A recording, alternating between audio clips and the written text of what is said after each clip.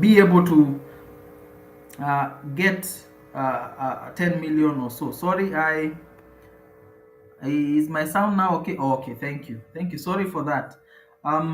So you're going to find that you're going to make 10 million for the 5 acres that we are talking about. So that is going to equate, working back with inflation and all these other things, to around 18% uh, per annum for the trees in 10 years to come. So that is one other investment you can be able to undertake with the 350,000, assuming you have land and you have reasonably fenced the land. Then the third way you can be able to invest, if you have the time and if you have the land, is to be able to invest in sheep farming. Now, many people do not know about sheep farming, but sheep is a reasonably good way of entering into animal husbandry. This is because sheep are less affected by diseases. Sheep are easy to handle. If you get the right breed of sheep, you can be able to grow a lamb that has been born in 4 months to be able to give you around 40 kilograms. So 40 kilograms of meat in 4 months, with less cost in terms of medication and less cost in terms of taking care of, then you are looking at good profitability as regards to animals. There are several challenges as regards to this, and this is, majority of people do not make money from sheep farming. This is because they allow for inbreeding. So you take your sheep, you give a ram and an ewe, then you're supposed to change the ram. So the males should not give birth with their children. But majority of the people who do sheep farming and goat farming do not take care of the genetics of the flock that they have. So when a father ram gives birth with an ewe, which was the child of an ewe that they gave birth with, then you quickly reduce the profitability in terms of gaining weight. This sheep become more sickly. This sheep cannot gain weight because the genetics have been interfered with, because a father sheep and a child sheep are giving birth together. But if you control the genetics, so you keep and ensure that your rams are changed often, you either exchange with another farm or you sell off and buy and bring new rams, and you control the breeding. Every male lamb that is born in your farm can be castrated so that you do not mix, so that sister and brother also do not give birth, because then again that is problematic. So if you're able to take care of that, that is a major issue with most sheep farmers and most goat farmers, is that they allow so much in breeding that they do not get a quality product at the end of the day. If you're going to get, for example, a good merino sheep, a good merino sheep will be able to give you 40 kilograms in 4 months. Now, if you're going to factor that the cost of production or the food that you get is already on your farm. So if you have like 10 acres and you have like 17 ewes and 17 rams, and you in this one that is going to grow in 4 months, if all the feed comes from the grass on the ground, then basically your cost of production has gone down significantly. Again, the other reason I talk about sheep, over and above, they are likely to be affected less by disease. The other thing is that they're able to live in a wider geographical span. So you can live in a colder place like Eldoret and still be able to produce sheep. You can be able to go in a hotter place, assuming that they do not have a lot of wool, or if they have a lot of wool that you're shaving the wool off much faster, they can live in a hotter place, but they're able to live in a wider geographical area. The other thing is it is easier to manage sheep as opposed to goats. The people who keep sheep and goats are going to tell you that goats are more problematic because they will always try to go to the neighbor's farm. They will always try to push fences. They will always try to push the boundaries that you put them. But sheep respect boundaries. Sheep stay within a certain confine. It is easier to herd sheep than to herd goats. You're going to have more problem with goats than with sheep. So, and then sheep can also be kept in that place that you have kept your forest. This is because sheep graze. Sheep graze, they eat the things that are on the ground. But goats can be able to eat your tree saplings. So if you're going to invest in forestry, then again keep goats then you're going to have a bit of a problem.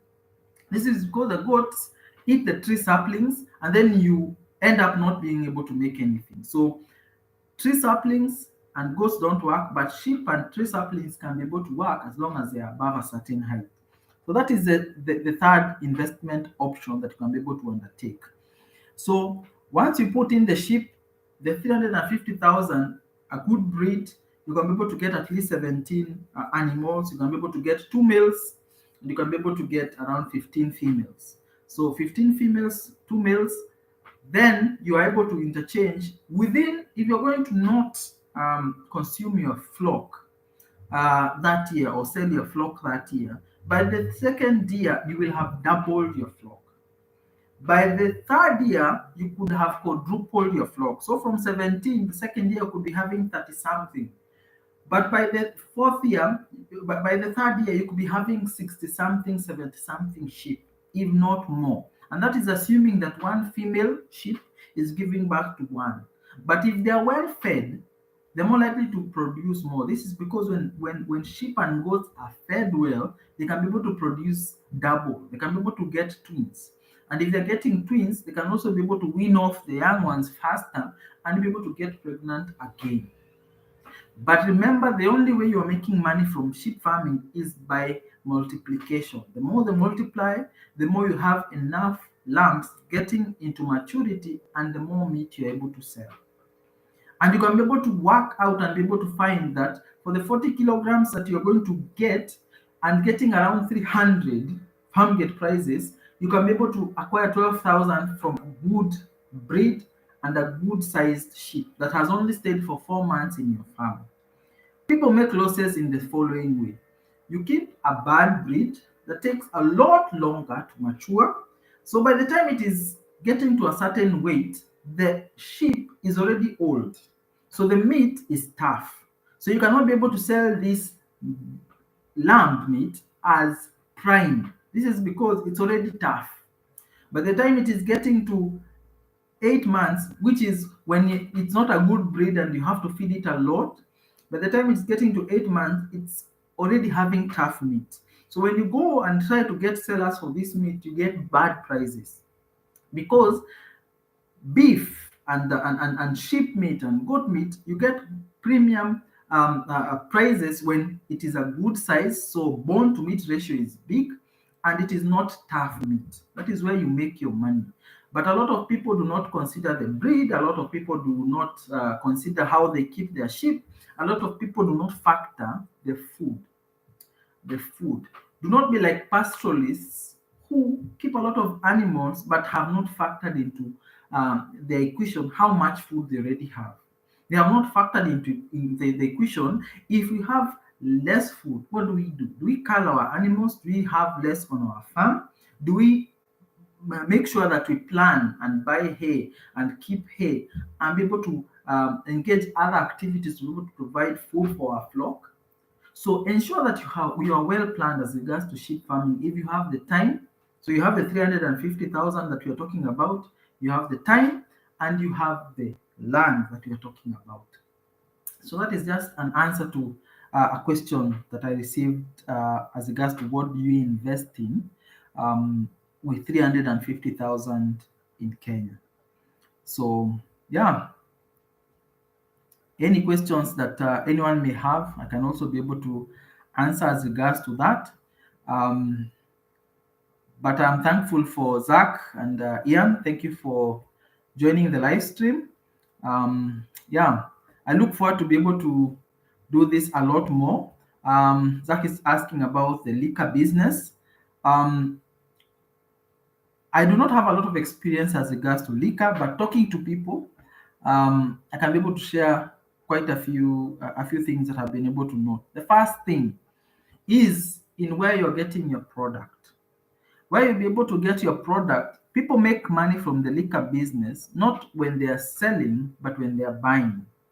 This is because when you buy and are able to get a good price, because remember, most pubs and most sellers sell at a relatively same rate. So most will sell If it is 150 for beer, it is usually 150 for beer for the same level of establishments.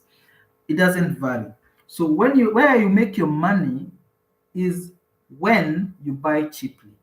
So you need to establish some supply chains that are going to ensure that you get product at a cheaper rate. So not only buying at the closest rate, but also buying in a place that can be able to give you a good price. This may entail several things. So in several places, they usually have regional sellers. So you might find in this region, if it's Embo, maybe there's a certain agent that sells this type of liquor in this area, but they may not be able to offer the best price. So you also need to factor in, if I go to, say, for example, Meru, I might incur transportation costs, but if I'm buying product that is big, I can be able to factor in the cost, then I can be able to make a profit. So how you buy and how much you buy is where you make your money. The other thing that you need also to consider is um, that there are going to be other factors that you cannot control. There are going to be factors like policemen, a lot of licenses, a lot of issues that you cannot be able to control. Therefore, you cannot be able to sell the product if you're buying it expensive and selling at a fixed market determined rate and assume that all these other additional costs are going to be covered by this. You're going to run into losses. But you can be able to factor in other products in your liquor business that can be able to give you a better margin. For example, did you know that the most profitable item in any pub is not really the beer? The most profitable items is usually the water, is usually the sodas, is usually the coffee, if there's coffee and things like that. This is because the return on the margin of these other items that are not alcohol are going to be much more than the alcohol itself. The non-alcoholic beverages are going to give you more money than the alcohol. This is because the people who come to take these non-alcoholic drinks in a pub, for example, are not too concerned about the price, but they are more concerned about not taking alcohol. So the price factor does not really matter. So ensure that you also stock up on these additional items to a certain level and be able to mark them up and get a profit. Water, for example, can be able to give you 100% profit. Sodas can be able to give you 100% profit. So ensure that you have these other additional items that can be able to get you that markup. The other thing that can be able to give you good money is if you're able to link up this liquor business to, say, a food outlet. So people drink and they also eat. You would find out that the majority of these pubs make a lot more money from the food than from the alcohol. Again, like I said, prices of beer are most likely going to be equal. Prices of spirits are going to be equal across the same area. Another unfortunate thing about the liquor business, most places have several pubs and several places that sell liquor in the same area. So if somebody is going to buy at 100, for example, in this place, and you're selling at 120, and there are several of you, they're going to buy at the cheapest place because the assumption is, why should I pay for more and this other place is cheap? But you can be able to differentiate your business by having a good eatery. You may not be able to establish yourself because you may not have the experience, but you can be able to partner with others. Because remember, people who are drinking beer also need to eat. And when they eat, they like spicy things, they like meaty things, they like interesting, oily things. So if you're able to get another business attached to the alcohol and be able to get people to buy this food at a premium, there is where you make your money. Think about it. Most pubs have a butchery next to it. Most pubs have an eatery next to it, especially in the high-end joints. This is because you may not be able to differentiate yourself selling Tusker. Because if everyone is selling cold Tusker, it is cold Tusker. But if you're selling good food, then people will say, this is still beer and this is still beer, but this place gives you good food. So they will go to your place, consume your alcohol because of this additional food.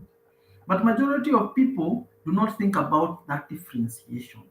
But people come to your place above the food because of the above the alcohol because of the food. The other thing that you can be able to invest in, assuming that your liquor business is also in a prime location, or you're looking for a little bit higher value clients or high end clients, could be also the ambience that you create. If you have an ambience that related to your liquor alcohol, so liquor place, so that it is not just a place where you get high and go, but it is a place where you can be able to sit, relax, there's some food, there's some music. Some places even employ bands, some places employ a DJ, some places have events, karaoke, and all these things. These are also other ways to differentiate your business from the next business. This is because people want to go somewhere that is happening.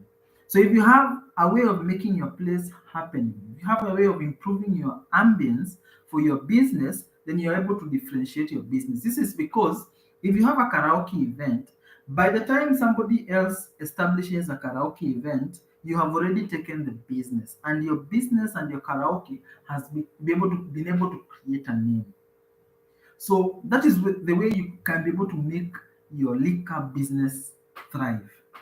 Differentiate it, bring some value addition items that are going to be marked up higher. Because if you're going to sell one bottle of water for every 10 bottles of alcohol, but your water is double the price that you received it, then you see, even if you're making 5 shillings for the bottles of beer, but you're making 50 shillings for the big bottle of water, then this water can be able to help you make the profit. So those are some of the factors that can be able to be able to come up with. Of course, there are other things that affect a liquor business. Things like to do with theft. So there's also a lot of prevalence of theft. How are you going to be able to take care of it? You may be able to have M-Pesa and non-cash payment things. You can be able to install some physical security restrictions, maybe a grill behind the cashier. So some of these factors are things you need to consider that are not necessarily a business strategy thing, but are for you to secure yourself. So find a way also of being able to secure yourself and learning how you can be able to improve, and so that you do not suffer from theft, from thieves come into the place and rob. You do not suffer from the people who you have employed stealing from you. Another way that they are able to steal from you is that they say that they have not sold alcohol, but they buy alcohol with their money and sell at the place. And they are saying we have not made any money, but they have already sold from their own supplies. So you need to factor in factors that are going to help you secure a business. Because remember, if your bar is, for example, always robbed, people know that your place, when they go to drink, they will come and get robbed. They are more likely not going to come to the place. So those are some of the factors that somehow play into your business that you need to consider. But the major thing is to understand that your alcohol is not going to be your major factor of income. What are the additional things you can be able to bring into the business to make it profitable? Yeah, I hope I've answered you. Um, yeah, I hope I've answered you on that. Um, any other question that we may have, uh, so that I can be able to share as much as I can? You're welcome, Zach. You're welcome, Zach. So differentiate your business. Differentiate your business. Because remember, men are going to come to your pub and they may come with girls. So the girls may not drink alcohol, they may eat something. They may want to go to a nice place. So make your place different from the next place. Have some music, have a DJ if you can. Make it a place where somebody can be able, from looking at a straight line of several bars, can say, I want to go there because there's something more than this. Uh, yeah, yeah. So, any other question if you would want us to share? But I can also go from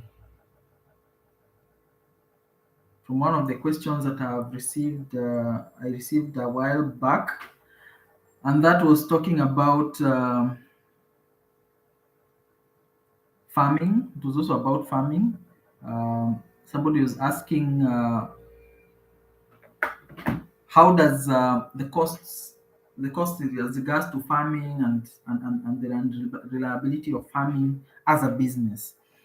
And I would want to mention that people don't take farming as a business, and that is where the problem comes. Farming is a business. People take farming as a side hustle. So you want to do a side hustle. Sometimes they are not even there. Sometimes they don't even do their research. Sometimes they do this business because you've had somebody does farming. You've had somebody has planted tomatoes. You've had somebody has done this. For example, people there was a time people are getting greenhouses. I want to invest in a greenhouse. I want to put up a greenhouse. But people don't understand that greenhouses are put in cold places, in Europe, in America, where it is cold. Because when you go into a greenhouse, it is hot. So you want to extend your planting season beyond the cold season. So what do? You put up a greenhouse so that sun comes in, heat is reserved, and plants can grow despite being chilly outside, despite being cold outside. But Kenyans will buy a lot of greenhouses. So you buy a greenhouse, you invest 200,000 in a greenhouse, but it does not add any value. In fact, the biggest value most greenhouses in Kenya bring to any business, for example, it is that they prevent pests from neighboring farms entering your space because of the physical restrictions. But over and above that, the investment that you undertake is simply because of the hype and not because of the financial implications on your pocket. So people enter into farming not because they do not understand. Most of people do not understand why they enter into this farming business. But farming should be taken seriously. So if you're going to enter into farming, for example, you need to understand that what is the type of soil that you have if you're going to plant items. What is the soil that you have? What are the things that you need to do to this soil to make it better? What are the things that you need to do to improve the soil? So what is missing? Do a soil test. Do you have water? That is one thing that people engage into farming without knowing where is the source of water. Because plants will need water. You cannot pray for rain. You cannot depend on rain. Rain may come, it may disappear. What is your plan for water? It may mean that you may dig a well. It might mean that you may dig a water pan to collect water and be able to supply your farm, but you need to have an answer for where is your water. So you have answered where is your water, you know the condition of your soil. Then the other question that you need to undertake is how do I improve my soil? This is where it gets trickier. This is because a lot of people assume that you can only go the chemical way. The chemical way is okay, but the return on investment on going the chemical way as regards to farming, that is fertilizers, is that the return on investment is very small. And for a smallholder farm, for you to be able to make your margin, you need to have a big chunk of land, to have massive farming, to be able to get this small portion become a big enough profit to be able to sustain your business. But if you're a smallholder farm with 5 acres, then you're going to incur a lot of fertilizers or bring a lot of fertilizers that are costly, and then you have not factored the costs or the price or the selling price of your product, then you end up having a problem as regards to how much money you make at the end of the day. But if you're able to factor in the cost of thank you, Ian. I will answer you. Let me just finish, and then I will talk about the sheep about the sheep. So if you're going to factor in the cost of production, um, it is important to be able to understand all your costs and all your opportunities and threats. So for a farmer, the biggest threat will be water. The second biggest threat will be pests. The third threat will be selling your product. Where are you going to sell your product? This is because a lot of people do the farming. Somehow they're able to get the water, somehow they're able to get the fertility. But then when it comes to selling, they either cannot be able to offload their product quick enough, or they cannot be able to sell their product at a good price. So they end up factoring costs, but are not making enough money. You'd rather get the market first, then start working backwards. This is because you cannot be stuck with a product that you cannot be able to sell. So ensure that you have a good product to be able to enable you, um, a good product to enable you make money. So don't get a product that is going to be there but is not going to make you any money. Get a product that is going to give you money. A product that is going to enable you get the money that you need to be able to make this venture profitable. So farming is good, but make your plan. Make your plan and ensure that you have a plan for your water, for your fertility.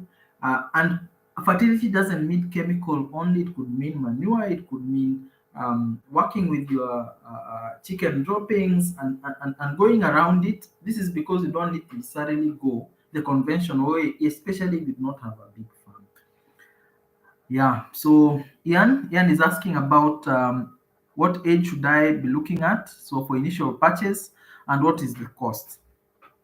So if you're going to buy sheep, then and here we're also talking about Limuru. So you need to get a breed of sheep that can be able to um, that is at least not small enough.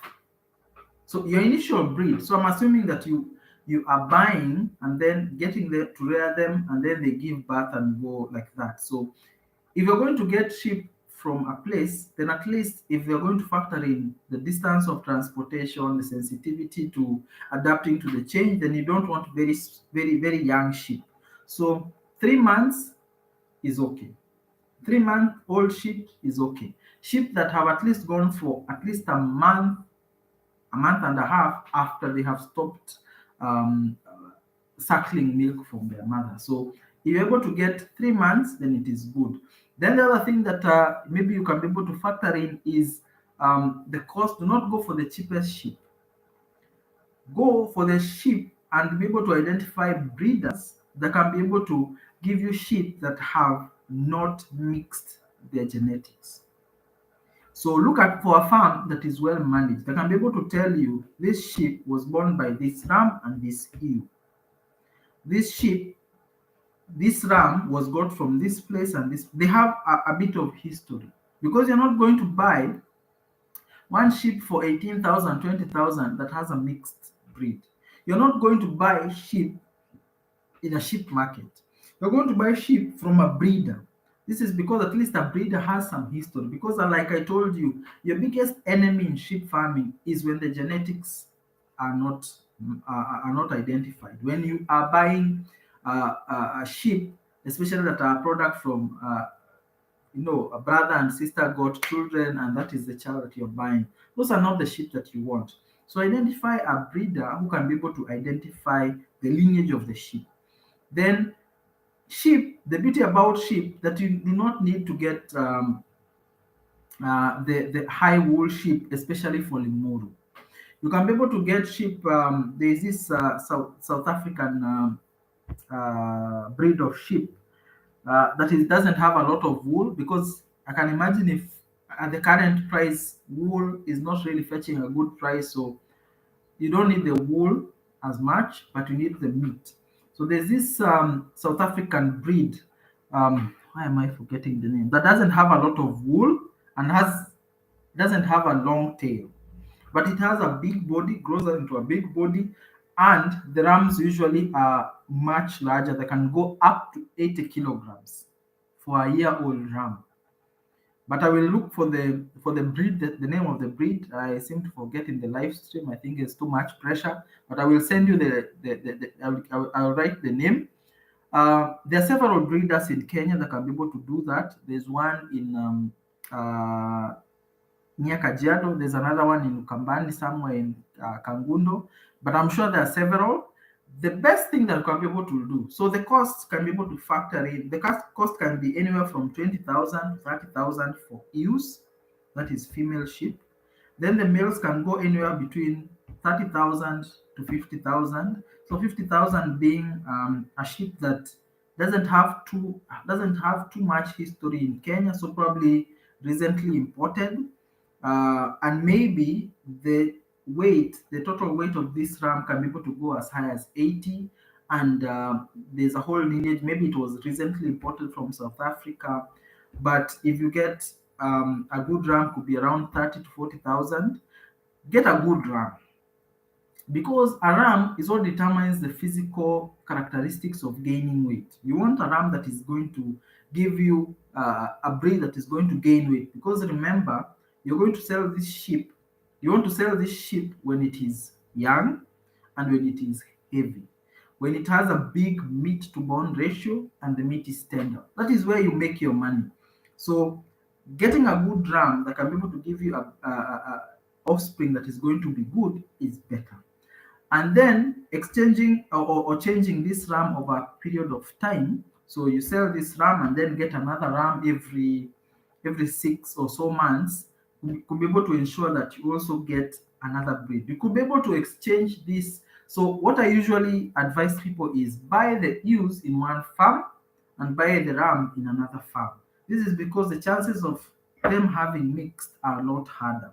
Then have a plan to be able to, you can buy two rams and several ewes. This is because one ram can be able to serve even more than seven ewes, can even be able to serve even 10. But have a plan. You can actually, when you're starting, you can have a plan to have one, but then exchange. But having one is also risky. This is because if this one suffers from disease, or if this one suffers and dies, then your replacement, where do you get? And remember, we are talking about carefully selecting your breed. Are you going to be able to replace it fast enough for the ewes that are coming to heat, and so that you do not lose out on the lambing opportunity, on the breeding opportunity with your ewes? So you can be able to buy two. In the meantime, using one for 6 months, then as you dispose of that one that you have used for breeding, you use the second set. It could actually be set in a different part and does not interact with the ewes. Then once you sell that, you use this other one to breed with these other females as you replace the one that you have sold. You can even be able to exchange with another farm, and farmers are usually willing to do that because they understand genetics. But the key thing is also to keep track, so that, again, I said, a father ram does not get children with its offspring. So ensure that you're able to do that. So at least 2 and 7. So for the around again, we say 20 to 30,000. So assuming worst case scenario 30,000. So if you are going to get say 10 ewes, that is 300,000. If you're going to get two rams, maximum price 50,000. So that is going to be total price of 400,000. You can be able to replicate this, or be able to double your breed in 1 year. Then in the second year, you can be able to quadruple your breed. This is because the young ones have now grown into maturity, and now you have more breeding sheep. But usually, I suggest you do this, that you do not start selling the first year, that you stay for 1 year, so that what in the 1 year has not been, again, this is a strategy, may not be too moral, but it may be economically good for you. Do not sell the ewes that give you twins. This is because you're making money from doubling your breed, but by having more animals coming up. So these animals, after 1 year, you'll be able to identify which animals are productive, which animals are not really working for you. So in 1 year, you can be able to identify which ones are giving birth to good offspring that are vibrant, that put on weight a lot. So those ones you keep. The ones that are not coming into heat as often, the ones that are not giving birth, or the ones that are giving birth to dead offspring more often, or having difficulty giving birth, those ones are the ones that you sell. You selectively sell. But you keep the ones that are productive, the ones that are giving birth more often, the ones that do not suffer from all manner of weaknesses and issues. So you keep those, you sell the ones that are not going to help you as much. Those ones are the ones you cull off as quickly as possible for meat, and ethically for meat. But you could sell to others, but I wouldn't consider you selling to others, because you may make money from breeding, and you do not want a bad name associated with you selling product that does not help another farm.